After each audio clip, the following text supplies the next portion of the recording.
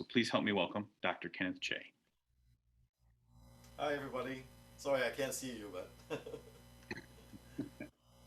So could you give us a little bit more about your background, just your upbringing and early education, and how you ended up going to IU and studying with Rousseau and all that? sure, yeah. Well, I think when I first started music learning, I actually started with the violin when I was 7. My mother wanted me to learn the violin, but it was not the best environment because my teacher at that time had, you know, some young daughters, and and they were actually teenagers, and they started feeding me food when I was taking lessons. So I didn't really have a very very educational experience with the violin, and so but I did learn for 2 years, and then my mother decided that I should learn piano as well. So I started piano for 9, from the age of 9 to um, about 11, and I kind of stopped. And the reason I wish I didn't stop because you know I wish I could play more piano, but at that time the teacher was quite um, uh, tough. You know, she would a lot of times, hit my hands with ruler and things like that. Things won't happen nowadays, I think, but back then people were pretty tough with Right. you. So it was again not very good experience for me. So when I not until I got into the 7th grade, then I decided that I wanted to learn trumpet. Mm. And so when I went to the band director, the band room, I say, "Hey, I would like to learn trumpet." And then he say, "Show me your hands and show me your teeth." And I said, "That's a kind of a strange request," but I show him my hands and teeth anyway. And then he said, "Okay, uh, why don't you just go ahead and play saxophone?" And then he handed me a saxophone. Not until not until later I found out that they needed a second alto in the band. That's why he wanted me to play Oh, saxophone instead. So it oh, wasn't quite not an inspiring start there. well, so okay, I guess I have two questions so far then. One is what kind of playing got your hands hit with a ruler? What? I don't know, just wrong, maybe hitting the wrong hand position. You know, Um, pianists, they're very straight with a certain type of hand position, and I guess I didn't do a good job. So. right. And so there was no, I guess, physiological reason why he was asking to see your hands and your teeth. He just was trying to give you a reason why you had to play alto. Well, I think some people believe that I guess your hands have to be big enough, and your teeth have to not to be crooked and things like that. Right. But Okay. Yeah. Oh, cool. Sorry to interrupt. Go on. oh, no, no, no. And not until I started playing the saxophone, then I really got hooked. I'm pretty sure it's similar experience with many of you. And so I started to do a lot more research. At that time, there was no such a thing as a saxophone teacher in Hong Kong. I'm originally from Hong Kong, and so the band director was a bassoonist, and he tried very hard to help me. And thanks to him, I mean, I got a good start in terms of learning basic fingerings and things. But there were really no resources except some recordings. So one of the recordings, there were 2 LPs in the music library in my high school, or middle school, I guess, at that point. Um, and one of them I'm not going to name because it wasn't very good. But the other one I listened to a lot was Dr. Eugene Rousseau's recording. Mm. And that's how I started. And I listened and thought, wow, that's a very unique sound, and just beautiful, warm. And so I want to emulate that in my playing. So in the beginning of my study, I just basically listened to the recording and then try to emulate it. At that point, of course, I didn't know what embouchure was, not what tongue position, none of those. I'm just glad I didn't mess myself up too much. Process. Just trying to find the right tone color, the sound that I'm trying to emulate. So that's kind of how I started. Uh, and even when I went into the Hong Kong Academy for Performing Arts at that point, there were two of us that played the saxophone, and our teacher was a clarinetist. Again, it's quite normal experience for people who study in Asia because there were no at that time no official like saxophone study, and um, so not until I finished the diploma at the academy, then I went on to Indiana University. I really needed or wanted to study with Dr. Rousseau because of the early on listening experience. And so that was for undergrad, That was for, well, or that's another interesting story. I was actually admitted as an artist diploma mm, student. So not until later that I decided to do an undergraduate at Indiana University. But at that point, artist diploma was considered kind of postdoctorate or postgraduate study, uh-huh. and so I was allowed to take both undergraduate and graduate courses. So I was doing basically in the end all the negotiation. I was able to do undergraduate, master, and artist diploma at the same time. Oh, Yeah. So that was quite. I mean, you can imagine it's quite interesting. yeah, Even yeah, though obviously I was too young, to do a lot of the doctorate courses, but I took it anyway, just for fun. But then later the credits counted toward my degrees. nice. But don't do That's it. right. Yeah, Not right. yeah, that's and so then so that's through your master's, and then for your doctorate, I mean, you were in a Well, in, oh, go ahead. right. I mean, at that point, I already had a young family, with one kid, and I wanted, in fact, I don't know when were you at Northwestern? I forgot. The Northwestern from 2002 to 2005, and I was at Illinois from 98 to 2002. Right. Well, that was, I think, maybe before you were at Northwestern. Uh, most maybe many people don't know. I don't know.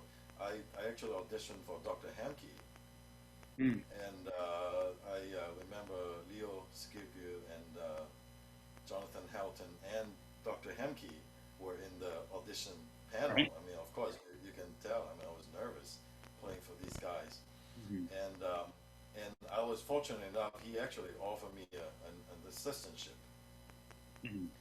but unfortunately, at the same time, I was offered the teaching position at University of Missouri. Right. And so, considering the cost of living at Northwestern, and I have a young family, of course, it was a no-brainer for me to accept the teaching position because of the income that I needed for support, all of us. And so Right. I did that. And then, even though I still wanted to study with Dr. Hamke, but at that point, Missouri is a little far. Yeah. So I said, okay, what can we do? So I decided to study with Dr. Rick Meyer instead, or Professor Mhm. Rick Meyer at that point. And that was slightly closer, I think. Right. And also at that point, I thought, she studied with Dr. Hemke, so the lineage would be the same. I assumed at that point. So Sure. Sure. then I learned a lot from her, obviously, and it was great experience all in all. Yeah. Yeah. So then you've been at Iowa since when did you start at Iowa? 2002. I started in Missouri in 2000, and then 2002 I went on to Iowa. Yeah. Right. So you just finishing your 18th year at Iowa then. That's fantastic. Yeah, You know. that's right. Yeah. It's hard to I'm believe. in here, so I know it goes fast. Right, yeah. How many years now for you? 10 here and five Yeah. before Kentucky. So I'm 15 years in. So yeah. Yeah. So So speaking, you've been in Iowa, so we can launch into some of the questions then that are related to teaching. I think it's a nice transition. So one of the first questions was, I remember, I think it's from Jacob Kilford, and he asked the question, could you talk about your approach to voicing? And then um, he threw out the optional bonus points if you're able to bring out the mouth puppet. So you've Okay. got that sitting around. Yes, I was able to find my mouth puppet. Well, it actually started off as kind of a joke and fun, doing like a music jam, with kids and Mhm. high school kids. But then people seems to like it. I don't know. Maybe it's kind of kind of goofy and spooky at the same time, because it's just the mouth and teeth and your tongue. But it's what's interesting. I'm able to move you know, move my tongue that way. So Yeah. often I would kind of try to kind of show the tongue position, Uh-huh. for the students, and Yeah. where you're touching the reed with the tongue and so on and so forth. So Sure, sure, here's sure. the mouth puppet.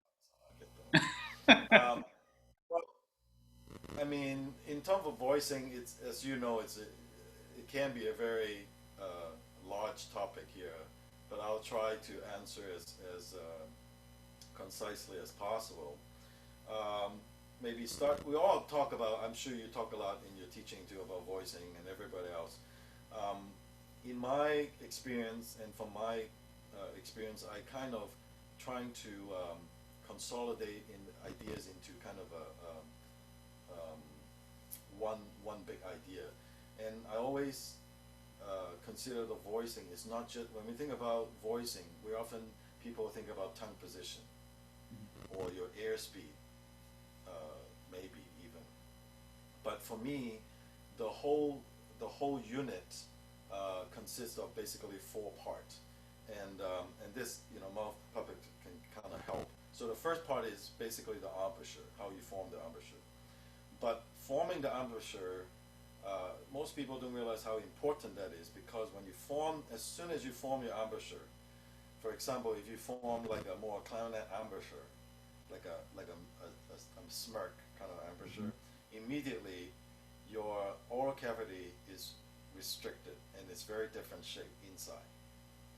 And most people don't realize there's very limited control you can get from that kind of a space inside your mouth, and you really cannot change it unless you change the shape of your embouchure itself. And so the next part of this unit would be the oral cavity within. So I always think of it as like a bottle with the opening. Okay, so you have to form your opening correctly, so your bottle shape would be right. And then the third part would be the tongue muscles, how you move up and down with your tongue position. And then the last part, actually, I haven't heard a lot of people talk about it, is actually this part, Hmm. what's called the alveolar reach, where you can feel with your tongue. And this is actually the to me it's the most important part in your voicing practice, because in the realm of phonetician of study of the phonetics, um, there are approximately, I think, 12 or 13 point of articulations on the top of your roof. Most of Hmm. us don't think about it because we learn to talk in an early age, and we don't really think about how we manipulate our mouth, right? But as a foreigner, learning English, we know how important it is to enunciate, and in order to enunciate, we have to manipulate our oral cavity and the tongue to say a few words.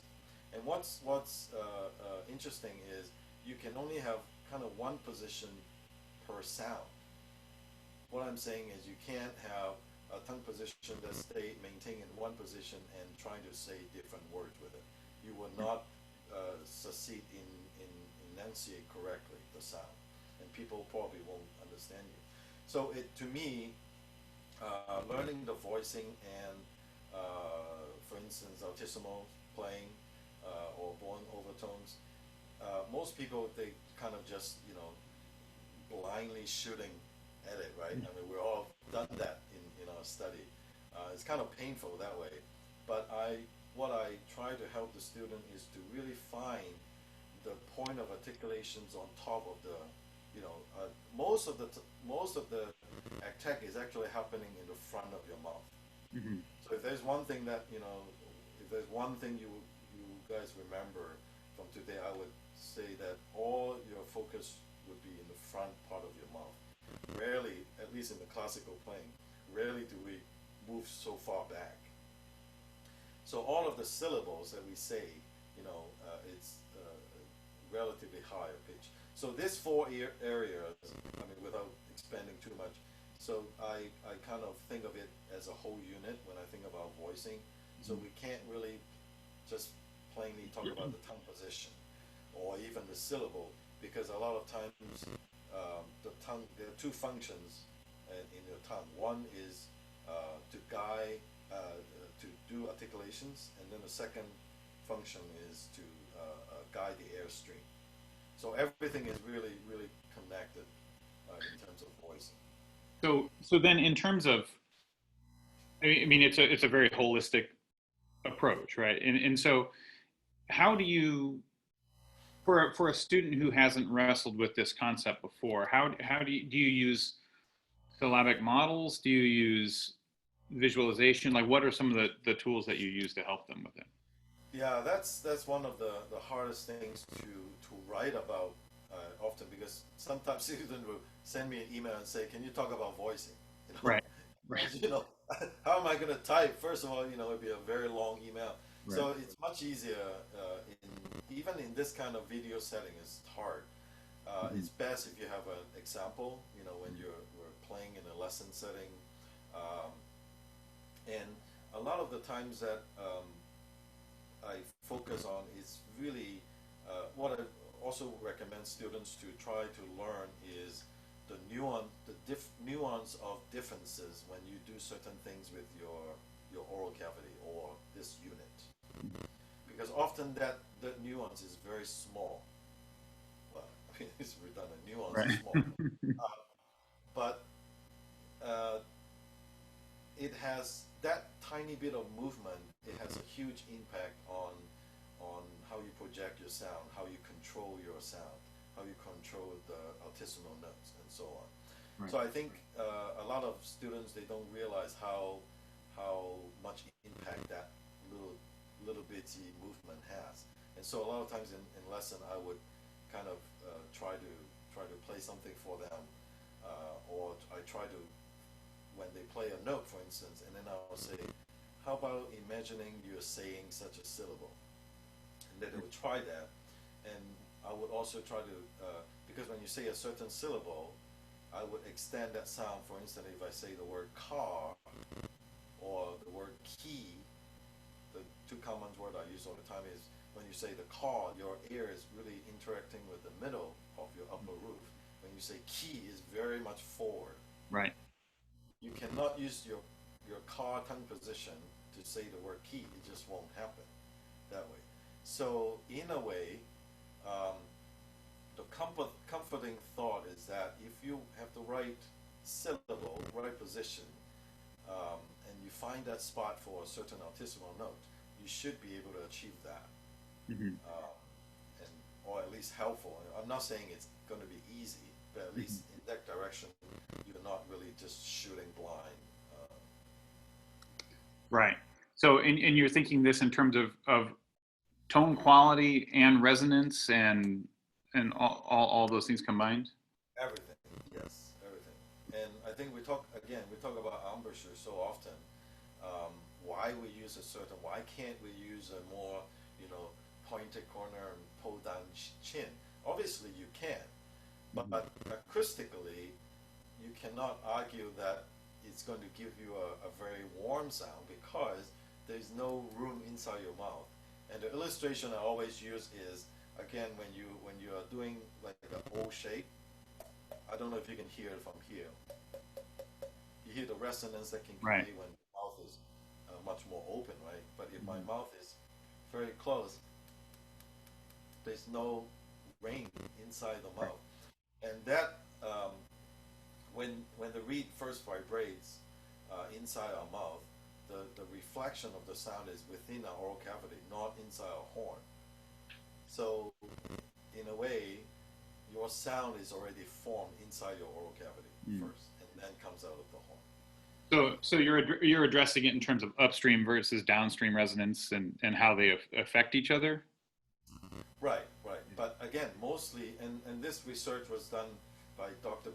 Bernard, I think, a very famous acoustician. That he sent me some document a long time ago. He was, I think, one of the first people who've done that kind of research on clarinets. That you're almost, I would say, and 95% of the tonal quality is created inside your mouth. Yeah. And then the rest is affected by your instrument and setup and so on. Sure. So do you find that in working with, I mean, obviously you teach all over the world, you offer master classes all over the world and have Right. students in your studio from all over. Do you find that addressing this with people, with different accents has different effects? Oh, certainly. And to be honest, I think just use I don't know if anybody from France here, but just the language itself, the focus is very, I always say speaking French is like eating crackers and try to speak at the same time. You're speaking very forward. Right? And so that I think that's why the control is to me is relatively easier. I'm not saying it's easy, but relatively easier than say English speaker when you are constantly moving your tongue to enunciate the word. We're used to that kind of a movement. So again, I'm not really expert on phonetics or language like that, but some things I think is quite logical. I think. Yeah. And so were you referencing Arthur Bernard, the Right. acoustician? Yeah. So for those that, us interested, I think his book is it Horn, Strings, and Harmony? Is that one of his books? That's one of the books. Yeah. I think I've got it on my shelf over there somewhere. But that yeah, that's a super interesting idea of the resonance begins, here, and that's that voicing is not just about being able to get out, altissimo notes and being able to control the upper range, but it affects everything about how you sound. Right. Right. I mean, in singers, we don't think about it, but singers study that all the entire career is the resonance, how they're going to create that just with here. Right. And I believe we can do that in wind instrument as well. Yeah, I know there's been a lot of research, and I think they call it formants, like certain spots within the oral cavity that resonate really well. Right. That's right. Right. Yeah. Yeah. That's a fascinating idea for sure. Um, so now, do you address that in terms of air speed or air support or air pressure, or I mean, how do you go about that? In terms of what resonance of sound or Well, I guess voicing and certainly resonance, but depending on airspeed, the idea of airspeed really, I guess, is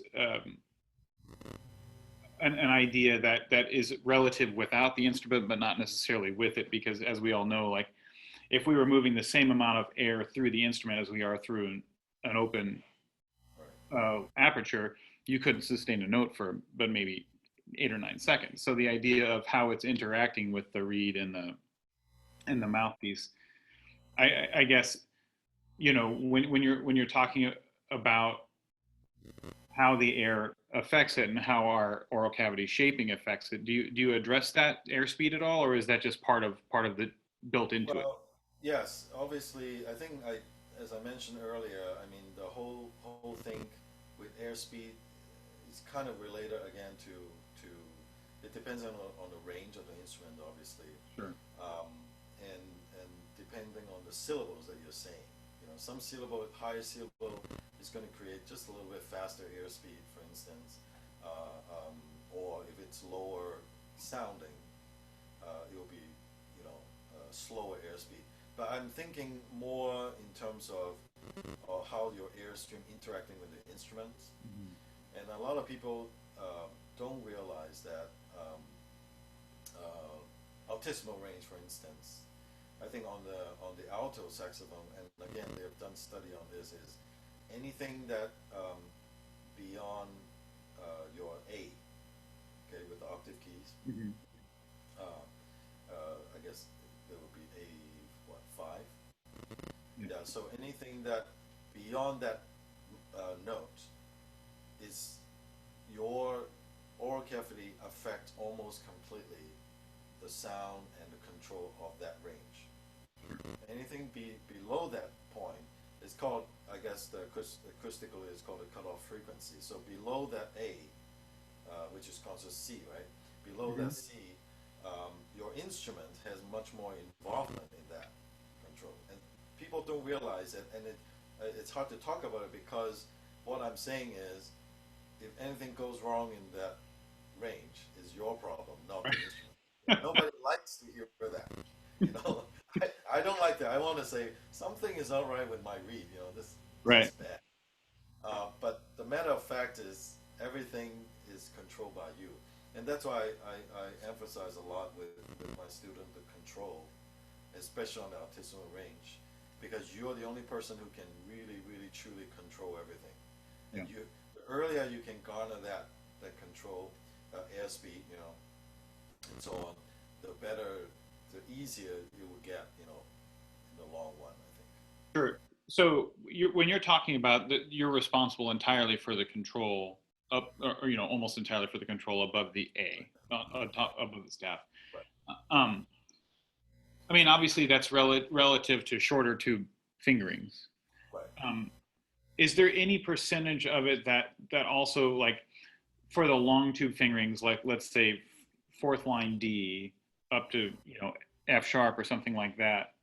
But below that, do you also then have more responsibility, like on C sharp or C or A or anything like Right. that? Well, I guess what I was saying is that, for instance, if your instrument, let's say the middle D, Mhm. is way sharp or way flat for whatever reason, you have a harder time um, to control that, Right. because I mean, you know, and many of us know that we can only do so much on the low Yeah. range. Yeah. Yeah. Tube stability. That's right, right, right. That's really part of the reason for that. Yeah. I, But beyond that, but people still struggle. The other range is the higher range, right? They mhm. struggle a lot, and I Right. think the struggle is, now. I'm not saying therefore that the instrument has nothing to do with it. If your neck is not in tune with your instrument, right, and you know Right. that you have to try different kind of Oh, yeah. necks with that, but all this concept kind of based on the fact that your instrument is in good working order. Yeah. And Yeah. those conditions have to be met. I'm not Sure. saying, you know, just play, give me a junky horn and I can do whatever. Right. No, that's not true, you know. But So it, the instrument has, sure. So, but if the tube is sealing, right, then right, you right, and the neck is in tune with the instrument, then you're in good, relatively good shape there. right, So that's excellent. So, I really like the idea of it's really about the synthesis of everything right, rather than addressing the individual ingredients in terms of this shape or this shape. It's how it all works together. right. Right. Yeah, I think we have to think about the reasons behind why we're doing such and such. Mhm. And I think what's and I'm hesitant to say it here, but a lot of times in the U.S., what I like our study is that we are kind of open to discussions, Mhm. and the student are actually, you know, in a way almost sometimes debating the idea with you, Sure. which is good, instead of just saying, well, just do it like this. Right. That would be easier, you know. Just form the embouchure like that. Just blow it that way, Yeah. no questions, you know. But I think it's important to always ask questions, and you know, Right. to learn. You know. Well, and so along those lines, I guess what I find so fascinating is that there are, you know pedagogically, we've all had students that you say one thing one way, and it makes total sense to them, and for somebody else, they're completely lost. And so the idea of that conversation is getting towards an efficient method for everybody. I know my pedagogical um, vocabulary has grown so much just over the years by having students that actually, if you explain something and it doesn't work, then it forces you to think of it a different way. Right, right, So, absolutely. Yeah. um, And I think we have to think about. I'm sorry to interrupt. no, no, no. Uh, I think what we have to be doubly sure is that, you know, we often, especially in the realm of the arts, we talk about, well, there's no one way of doing things. Um, uh, but in terms of acoustics, there are certain things that are the law of the nature. You can't change it. Right. So if you decide to use a certain mouthpiece or decide to use certain embouchure, the result would be this, and it's not that, Right. So some things to consider. Sure. Sure. So, that's really great. One of the other questions was about hand position and hand Right, movement. right. Um, can you go into like the different kinds of hand movements that you teach and just discipline with hands? Sure, sure. And I'm sure people use this ideas too, but I haven't heard again people kind of put together the different motions that we use. And again, these are the things that we just do it naturally without thinking too much. Um, but I think if we kind of put the ideas, formalize the ideas, sometimes it will help you to remember it better. I think. I thought of, and I'm sure people will come up with different ideas as well, but I thought of kind of a five basic movements for hand positions, or hand movements, I should say. Um, the first one is rolling. So, for instance, if you have to use the biscuit sometimes, Mhm. we learn to kind of roll our fingers a little bit. Right. Okay. That's one action. The next action is turning. And actually, this action, Dr. Rousseau also taught that is kind of like opening a door, Mm. with your wrist. And it's helpful when you are going between palm keys and the middle range, the motion. And then the third action is pushing, which sounds like, of course, we're pushing keys. But what? But a lot of students, as they don't realize how much they have to move, actually pushing the keys. A lot Mhm. of times they are very light, so Right. that kind of affects your technique as well.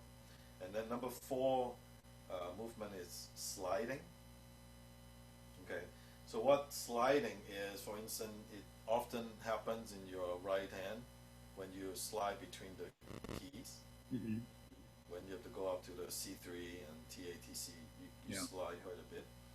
Um, or even sometimes when you're coming down from palm keys, sometimes you overlap the keys and then you have to Yeah. Yeah. slide your fingers just a little bit, that kind of action. And then the last action is what I call the flapping. What I mean by that, most people don't like that, or not that they don't like, but they're kind of confused by the action. But to me, it's actually very helpful. For instance, a trio, um, that if I may kind of use this, if I have to trio, I use a lot of time I'm using like a flapping kind of an Yeah. action. Yeah. Totally. Um, that that seems to I find that a lot of people are having problem really feeling that action. Um, to me, I always use an illustration like either you shooing somebody Yeah. away, go go go go go, kind of. But a lot of people they have a lot of tension. They're like, so I think combination of these five, or any individually, um, think about this action while you're playing really helps you to I think get your technique to be a little bit cleaner. I think. Yeah.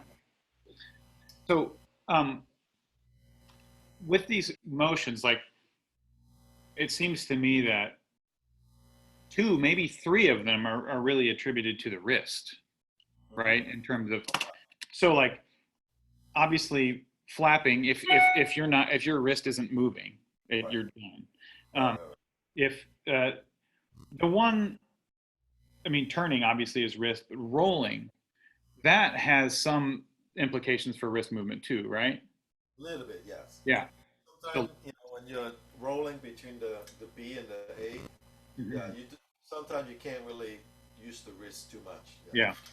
So, so for instance, like if you're going from, let's say you're going from a B above the staff a front key, like a front F. That's a turning motion? Yeah, or combine, or even pushing down, with your Mhm. wrist, like, Okay. yeah. Again, you need to do some combination too Right. sometimes. Yeah. So one of the things that I find students often have trouble with in this is they'll this this knuckle ends up collapsing. Right. Ah, And yes. and what would you attribute that to? I have my own ideas, but I would love to hear what you think about that. Well, I think what you're referring to, assuming that's from the what people call it, the either double jointedness, or it's called the hypermobility. I think that's what Mhm. the medical term is, hypermobility. That's a very interesting topic, and I have a lot of struggles with some students, especially with pinkies, as Yeah. you know, both Yeah. pinkies. I mean, I've had students that actually, most people, they have the hypermobility on these two fingers. I myself, fortunately, don't have that. Like, Yeah. and these are things that I think, just born with. There's nothing you can change. Sure. I talked to some doctor, and they said the only thing that you can fix it is have a surgery. Obviously, you don't want to have a surgery Right. just to fix that. But unfortunately, that really, and I wish that somebody, or maybe somebody already have, I don't know, somebody would actually do a study on it Mhm. to kind of help us a little bit on what to do. Yeah. From my experience, is we have used sports tape, kind of tape up the fingers a little bit on the joint, and that would kind of stabilize it to Mhm. help them to actually be able to feel it pushing down. Sure. Um, and I've also tried. They have those arthritis support thing that you can buy, Right. but that's kind of a cumbersome to wear every time and have to Sure. do that. So I don't have a good answer to how to fix that, because you really, now, hand position, you can try to force them to do this, but then you create other kinds of problems. Right. So you're kind of balancing, so which, lesser of two evils, Yeah. basically. So for those students though that don't have the hypermobility but still have this locking motion, Right. I does that come from like a well, to me, I think it can come from two different ways. One is just extra, I mean, too much weight in the finger where you're closing, or two, a pulling motion. Right. Have you ever seen either one of those? Like, what, especially the pulling one, like it seems like they're closing like this. Uh-huh. Right. I don't have a lot of experience with students who actually have that issue. Uh-huh. I only have, if they have hypermobility, then yes, that happens Yeah. quite often. Yeah. So what do you do when you have that? Well, I think that, well, for me, one of the things that I do is just like I'll make them really slow down Right. and just like close one key, focus on the closing of that, and emphasize the fact that the motion should come from here, not from the second knuckle. Right. And because if it comes from too much pressure, Right. then they realizing slowing it down and just knowing how little pressure you need, not extra anything extra is creating Right. Right. Right. problems. Or if the movement's coming from here, like in this kind of motion, then they just isolate it from here and keep the same shape. I mean, that's Right. the Absolutely. best I've been able to do with it. And it's not a super common thing, but occasionally you'll have some people who play tight from this knuckle. Right. Right. Yeah. Yeah. Um, but so okay, that's wonderful. So what are some examples? I think you gave an example of what about the pinkies? What motion is the pinkies? Flying? Uh, what do you mean? Like, well, if they have hypermobility, that's really hard to do, and kind of similar to what you were saying about feeling instead of feeling up here, trying to feel this joint Yeah, and try to just force it straight and let the rollers do most of the work. yeah, But again, most people, especially they have extra long or really double jointed on the pinkies, they're really struggling. It's yeah. very difficult. So sometimes we'll have to really tape up one of the joints at least to kind of help with the motion. And just medical tape? Yeah, yeah, either medical or sports, Right. people that tennis or whatever that they use. But it's kind of pain that every day when Yeah. you practice at the time. Fortunately, we have to deal with what we. Right. Okay, so another question.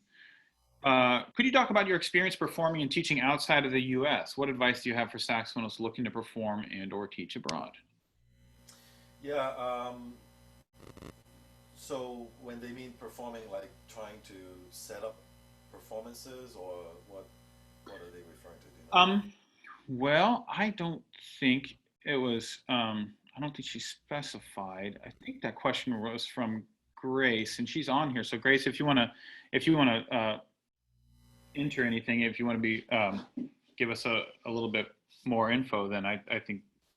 But I think just in general, like setting up performances abroad or um, teaching, like what have you found to be successful avenues to set those things up? Oh, she says talking about the logistics of setting up international performances and tours. Yeah, Oh, well, I think nowadays is much easier. yeah, Oh, hi, Grace. Yeah, we met at ASA last yeah. time.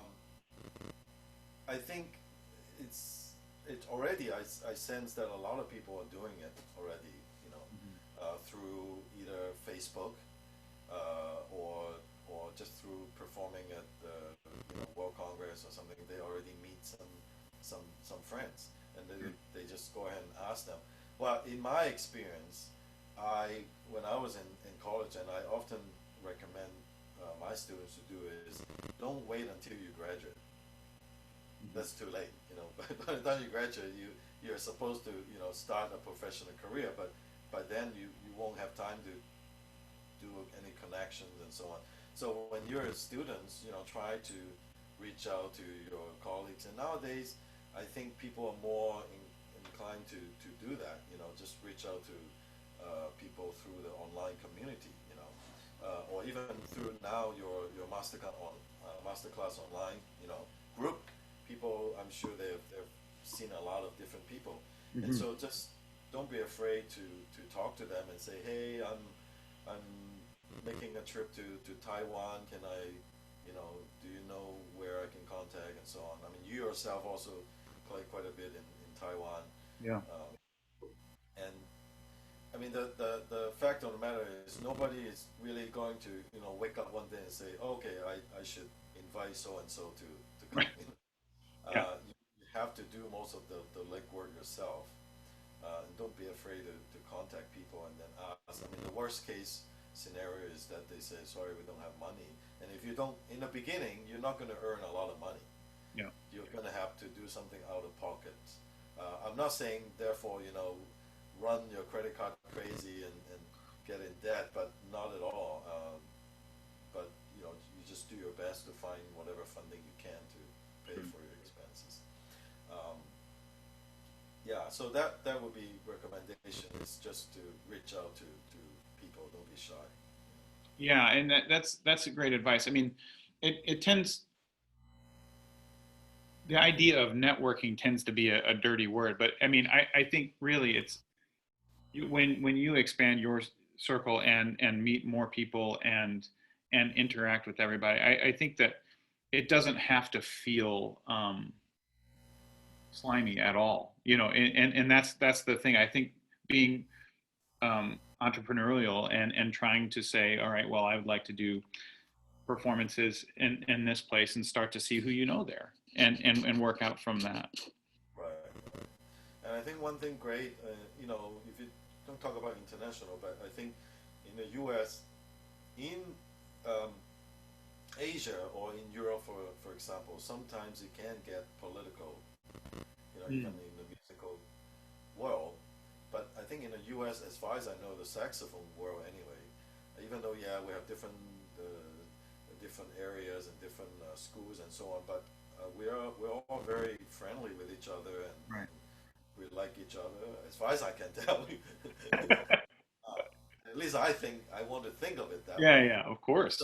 we have a very tight knit community compared to a lot of places. In fact, I often hear from the Europeans that they envy what we have with NASA and Mhm. just people's mentality in general. Well, So and I think actually, I mean, with programs exactly like ASA, um, the idea of the schools is really also something that obviously people have their own training, but it's the sharing of knowledge and the cross pollination that's so valuable with that. right, oh yeah, Understanding, there are a lot of great ways to play the saxophone, and finding what works for you and what resonates with you is the important thing. absolutely. Yeah. Um, Great. So I think I have two more questions for you before and by the way, we can open this up. Whoever has questions and would like to ask one, certainly please type it in the chat as always. Um, one of the questions that, that I think is a really good one is like, can you talk about some of the transformative experiences for you, like things that set you on your career path or helped you understand what you wanted to do? Um, that's often a very difficult question because we all have different background, different experiences,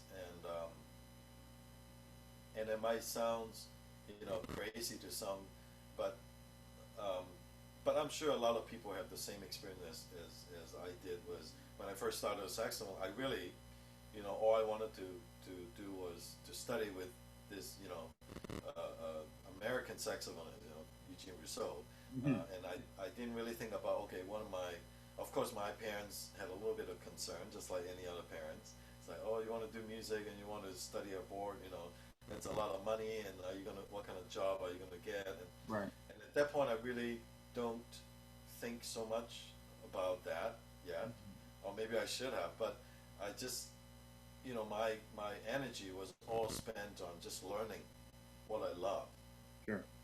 I mean, to be honest, even if I didn't get a job, or even if I had to, go back to Hong Kong and teach private lessons, I think I would still be okay because I'm doing what I love, just like you and just like many other people. So in that sense, I didn't really think about okay, what do I do to really uh, make a career out of that? So a lot of things that, but obviously there are a lot of steps that you need to do. For instance, like I talk about, you can't be shy. You have to communicate with others. You can't assume just practicing in practice room every day and then suddenly your career will blossom. Yeah. It just doesn't happen that way. So you have to, it encompasses a lot of areas like how your personality is, Mhm. the communications that you build up. So a lot of times I would talk to students to really develop who you want to be while you're in school, what your career want to be. If you want to be a teacher, you have to learn how to teach Right. early on. And if you want to be a performer, you have to perform as much as you can, and learn to communicate with others. Communication is really, I think, one of the key things for career development or just your personal relational things. Um, and may I just say, maybe I can add that this is not related to this question particularly, but a lot of people talk about getting a doctorate degree, right? I think we're in a dilemma a lot of times because, as you know, many jobs now require people who have a doctorate degree, right?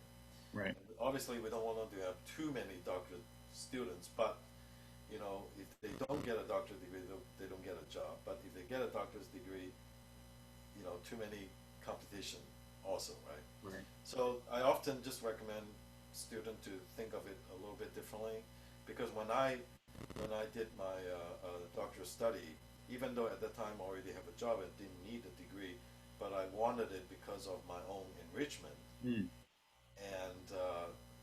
and also maybe just being Asian, I wanted to kind of have a conclusion to my study. That's finished for my Right. parents. Um, well, in a way, it is, kind of culturally. So, so to me, that's really the reason, not because when I get it, I'm going to get a job. Right. So you have to separate that a little bit instead of saying, I spent all this money, get this degree, Right. where am I now? So Yeah. that kind of frustrates yourself even more. So you have to learn of it as kind of separate it just a little bit. Right. And then on the side, just use your skill to get the job. So So the it's really about the philosophy of education while you're in it. right. I mean, obviously, those of us who are in a tenure track line, tenure can often, or promotion can often be the goal, but thinking of it as something that is a byproduct of a job well done, or it's that's not what you're working towards. It's a result of the work that you're putting in. Yeah, Right. yeah, that's great. Um, okay, and then finally, I think we already know the name certainly of one of these artists, but can you name some artists that are really inspiring to you or that you admire? Sure. Well, I mean, yeah, Dr. Rousseau, of course, for one, and growing up, I also listened quite a bit of Arno von Kam. Hmm. He's now pretty good friends, um, and but non-saxophonist. One of my favorite was Jacqueline Dupre, the cellist. Right. Yeah, she was actually her her Elga concerto performance was so inspiring that in fact, I kind of asked the composer, my friend David Canfield. He finished a concerto called a Concerto After Elga for me. Oh, Some people here might remember his Concerto After Glier and right. all the after series Hmm. were you guys commissioned Yeah, a piece of him. the quintet. Dvorak, right? Was it a Dvorak? Schumann. Asherman. Yeah. Right. Um, yeah. Well, that's oh yeah. Of course, that's in the Elgar in particular. Right. Yeah, Right. and or Dvorak too. So, um, yeah, wonderful. So cello. Yeah. I like her performance. Do you find that your ear gravitates towards lower strings or just in particular her playing? I think it's more her kind of passion and her communication with the audience through the music Right. um, that I like a lot. Yeah. Great. All right. So we let me see here. We have some questions. Um, let's see. From Roy Allen, he says, "Have you made any major changes in your setup, mouthpiece, or horn on alto in the last 10 to 20 years? Um, and if so, what was it, and specifically what issues were you trying to improve?" I see. Okay. Well, hi Roy. Um, well, it's interesting when people ask me that question because for those of you that who know me well enough, I'm not a big instrument or kind of accessory kind of guy. Mhm. Um, I I play my Alto. It was a Yamaha old custom 855 until maybe 6 years ago, 5 6 years ago. Yeah. That one was from my high when I was in high school. Wow. Yeah, I Yeah. played for it, and of course, I knew that I could do better, or maybe another horn could be better. But I just never, I still believe that a lot of the issues lie within us, our Sure. own training here and playing. Um, but then later, I think just working with Yamaha, and then they kind of asked me to try the new EX. So I played it and liked it a lot, and so I just switched it to the new instrument. That was, to be honest, really, besides, of course, the improvement of intonation and maybe a little bit of sound, uh, I never really trying to change something just because, oh wow, this is fantastic or new or stuff, and then I try it. Even with my students, I do that a lot. I would question them a lot before, because a lot of them would go, oh, this is fantastic, this is great, and then a few months later it sounds about the same. Right. So I think you have to be careful when you get too excited about new inventions. I understand the excitement, but you have to think behind that reason and see why you're doing Right. making. So, I mean, and this actually goes back to what we were talking about really at the very beginning with the your ideas of voicing, and so long as you have a horn that's ceiling, it's really your expectation of sound is what Right, creates the sound. right, and Yeah. obviously different brand of mouthpieces give you a different kind of color, right, Mhm. or response even, and so and I've owned since again maybe since early college I started using the Russo mouthpieces, and I just kind of stuck with that. Now there's at some point when I'm playing soprano I use a different mouthpiece just because in the end I find that that particular mouthpiece kind of gave me a little bit easier response, Mhm. which we all want, Right. better Right. control on the higher range. Then I make that kind of choice based on that, Right. not because it's a brand new thing. Sure. Sure. Well, so along the equipment lines, there's a question is like, uh, you know, what's the brand and model of your neck strap and where do you order it from? It looks like a breathtaking. Yeah, I still have the old breathtaking. Yeah. Uh, I think they came up with a new one now, which is more comfortable. I heard, but I Mhm. haven't had a chance to try it yet. So. I see. I see. Um, Great. From Ethan, can you talk about your concept of vibrato? Was this concept influenced by your study with Dr. Rousseau? Oh, okay. Oh, that's a big, again, Yeah. another big topic. Um, I'm trying to think of where to begin best. When I studied with Dr. Rousseau, the only thing that I remember was he does talk about the speed of the vibrato, or of course using our jaw to do the vibrato and so on. Um, and also when playing soprano, you really have to be careful with the width of your vibrato and so on and so forth. But other than that, he didn't really talk a lot about that. Uh, and for me, vibrato, um, the concept that I have again is kind of twofold. One is a lot of people issue with the vibrato is sometimes when they try to move a lot, but they don't get the same result, like they don't hear a vibrato. So something is not right. So if I can just have one concept to leave with you is that make sure that when you do vibrato, you always go upward first and then come down. So it's never when you're, especially if you feel like some people are even move, you can see their jaw moving, but you don't hear the vibrato going. So that means that they're not really engaging the reed at all. So the illustration I always use is, I'm sure many of you have played the diving board. You know, use your knee to push the board down, and then the board will brings you back up the action, and then it keeps going like this. So in a way, you're working with the reed this way as well. I With the see. diving board. So you have to, depending on the strength of your reed, then your force to push in will adjust accordingly. So does that, this depending on the visual tools that Right. people use, some people will talk about, if you'll draw a straight line or whatever, and then the Right. vibrato goes below and then back up to. Some people will claim, it's above and below. So Right. if you're drawing a visual model, yours goes above the wave and then below first. Uh-huh. That's a very good point.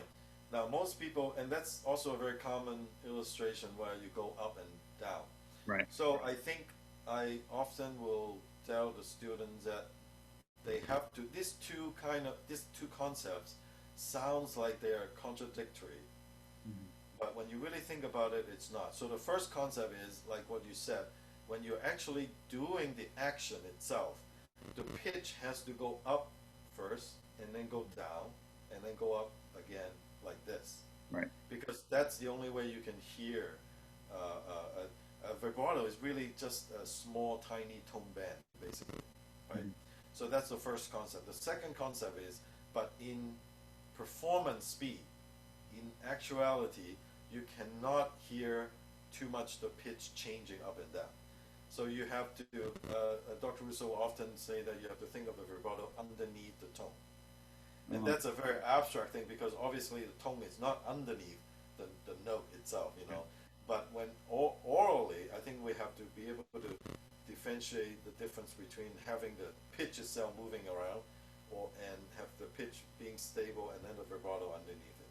Yeah, that's, so I do kind of a hybrid of that actually when I talk about sound being like having more dimension. So like here's a rectangle and the vibrato exists within it, not Right, up to it or whatever. Just for right, visual tools, right. I mean, to me, it sounds philosophically very similar to what Rousseau is Absolutely, talking. absolutely, Yeah. absolutely. So there's an upper and lower threshold to it that you can't break. Right. Right. So, Yeah. Wow. Fantastic. So one more question, and this one is from Alex on the same thought line of graduate degrees. How do you weigh potentially amassing student debt and whatnot versus the importance of getting a master's doctorate in performance specifically? sorry, I missed the first part. What was the first part? On the thought line of graduate degrees, how do you weigh potentially amassing a lot of debt, Right, right. versus the necessity of getting a master's and doctorate? Okay. Oh, that's it's a very difficult question. I mean, again, don't say, oh yeah, doctor just say go get a degree, and so Right. you take out the credit card. Um, it's not a easy, and that's why I always say you can't really think of the relationship with a degree plus and job situation like that. At least from my point of view, Hmm. because you want to get a degree because you want the education and the experience and the connection Right. and the bridges that you're going to build within that degree.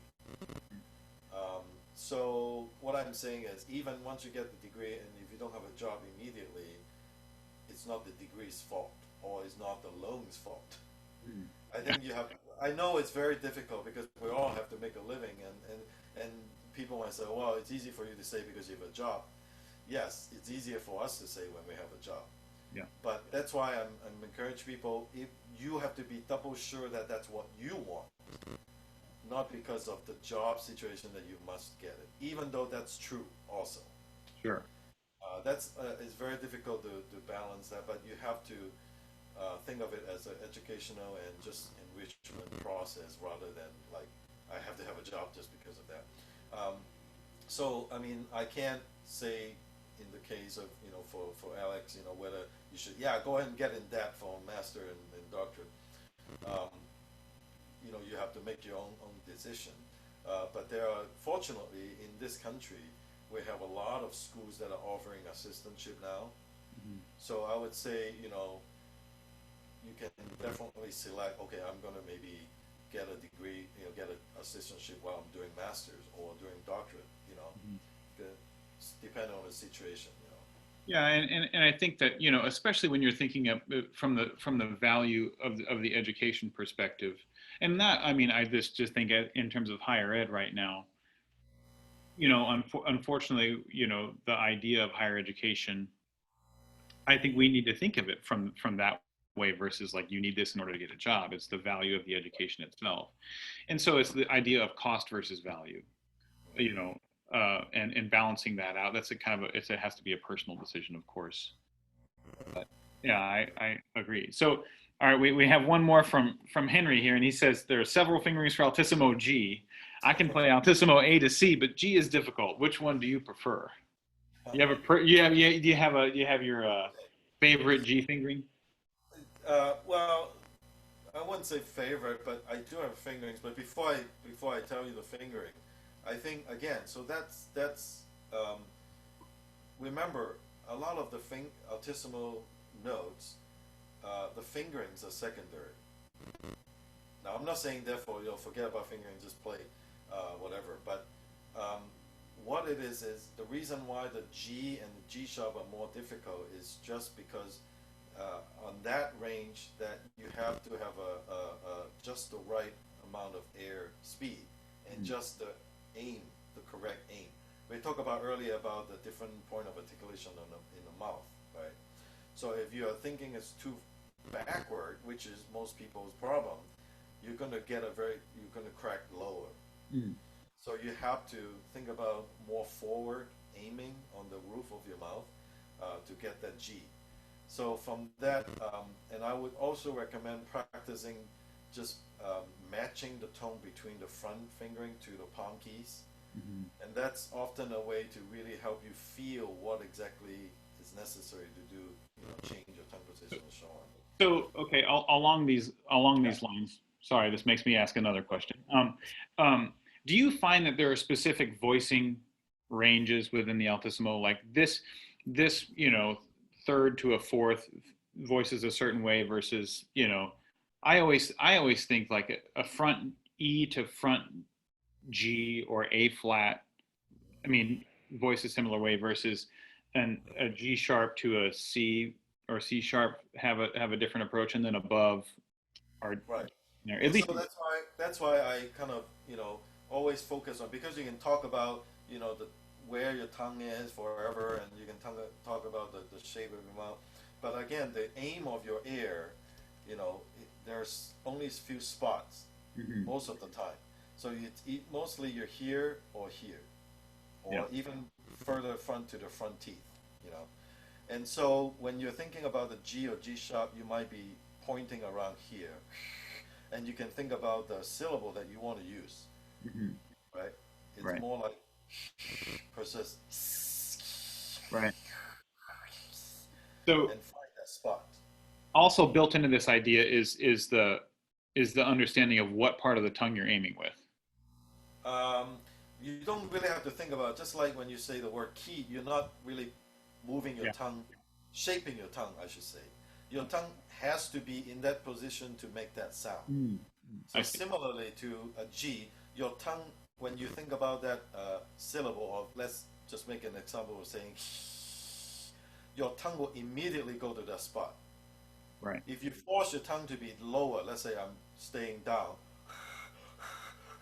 I would never be able to get that high pitch. Yeah. You see how it goes now? So I don't really think about the tongue. You can talk about the tongue position, yes. Mhm. Thinking about the aiming of the syllable on the roof of your mouth will immediately place your tongue in the right, usually in the right Right. position. So going back to the quick question about the G fingering, I don't have the reason why I don't have a favorite fingering is because it depends on, first of all, depending on the situation, the passage, Right. but also I often ask the student, you must make all the fingerings sound similar. Mhm. Sure. So then, in whatever case that you use, will have depending on the connection with other, the note before or after, and so on. But the most, but if I may maybe just quickly talk about the second mode fingering, Hmm. which is the one key, Right. four, TA, and C5, Yeah. the octave key, of course. So that one, a lot of times people don't use that, but that comes out pretty easily, and when you play, especially a pianissimo, that fingering really helps you compared to the regular eighths fingering. Yeah. I find that the second mode G is maybe the most stable and resonant. I mean, yes, you need to make them all sound the same, but if for me, if I'm playing a forte altissimo G, then I'm going to sustain. That's my go-to. Right, yeah. Yeah. But again, ultimately though, in that range, you can, even with a weaker fingering, you can make the resonance from here. Right. So, Yeah. Wow. Well, thank you so much. Really, tons of wonderful information. yeah. Always great to Great see question, guys. Those are heavy, heavy hitters. you. Yeah. Well, thank you so much, and I hope to see you soon. Yeah, thank you so much, Nathan, for doing All this. right. Take Yeah, care. I'll see you guys later. Bye Bye. bye.